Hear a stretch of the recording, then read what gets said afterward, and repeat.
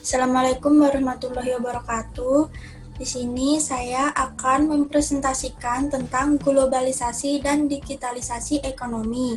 Sebelum saya menjelaskan tentang apa itu globalisasi dan digitalisasi ekonomi, saya akan memperkenalkan diri saya terlebih dahulu.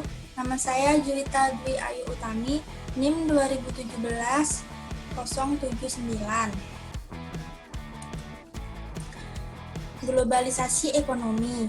Globalisasi ekonomi adalah peningkatan integrasi ekonomi dan saling ketergantungan ekonomi nasional, regional, dan lokal di seluruh dunia melalui intensifikasi pergerakan barang, jasa, teknologi, dan modal lintas batas. Globalisasi ekonomi terdiri dari globalisasi produksi dan keuangan, pasar dan teknologi, rezim organisasi dan lembaga perusahaan dan tenaga kerja. Globalisasi merupakan serangkaian proses yang melibatkan berbagai jaring pertukaran ekonomi, politik, dan budaya.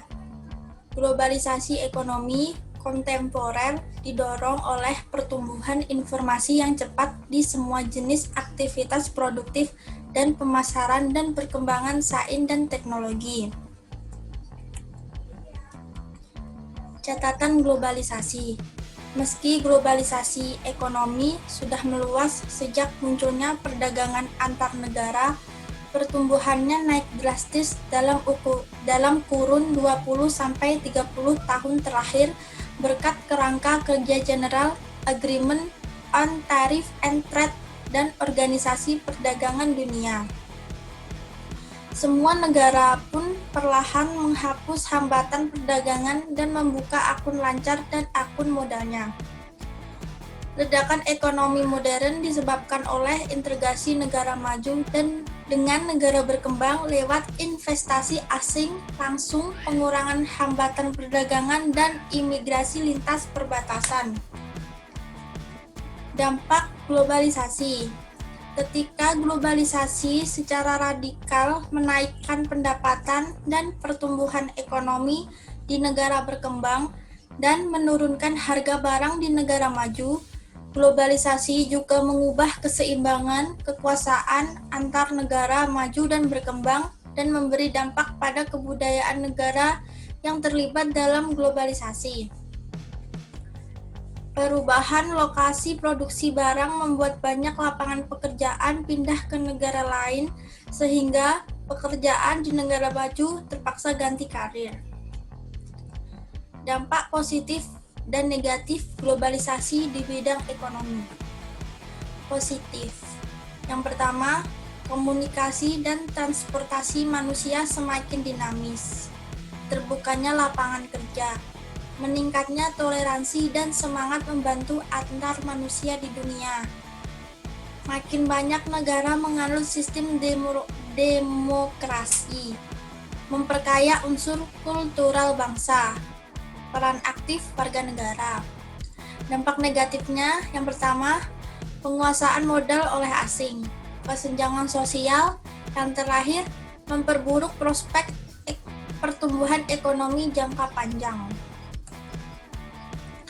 Ciri bahwa globalisasi ekonomi sudah berkembang di dunia. Yang pertama, perkembangan teknologi sehingga mengubah konsep ruang dan waktu. Keberadaan telepon genggam, televisi, satelit, hingga internet membuat komunikasi global terjadi begitu cepat. Kini siapapun bisa berkomunikasi tanpa terhambat oleh jarak dan waktu. Yang kedua, terjadinya ketergantungan pasar dan produksi ekonomi di negara yang berbeda sebagai akibat dari adanya perdagangan internasional. Yang ketiga, adanya interaksi kultural mengenai aneka hal baru yang melintasi aneka ragam budaya. Yang keempat, meningkatkan masalah yang menjadi perhatian bersama seperti berhubungan dengan lingkungan hidup, regulasi daerah, atau juga krisis multinasional.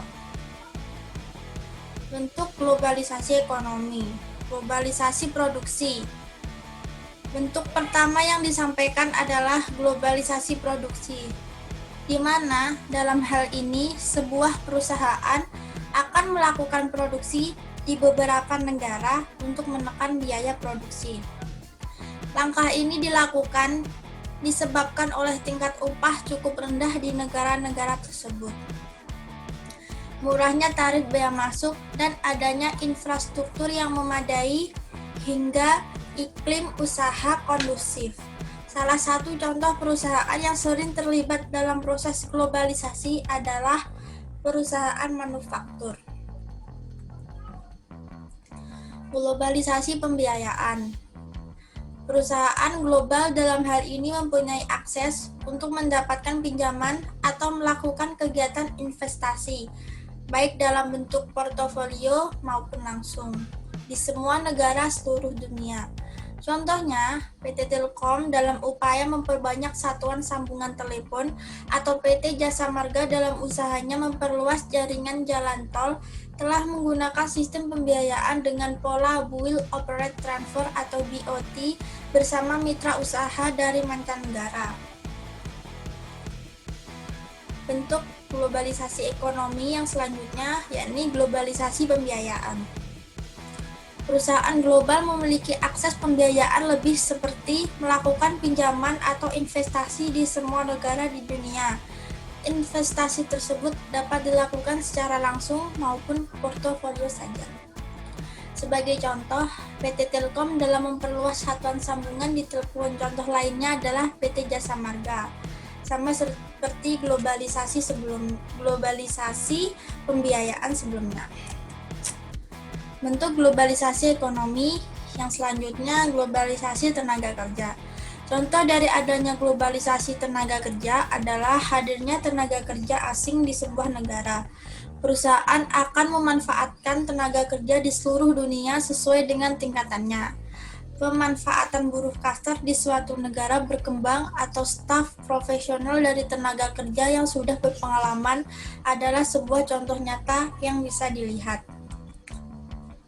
Yang selanjutnya yakni globalisasi jaringan informasi. Dengan berbagai kemajuan teknologi, kini informasi di seluruh dunia dapat diterima lebih cepat dan akurat. Sarana informasi seperti radio, televisi, maupun internet dapat diakses dengan mudah oleh seluruh masyarakat di dunia.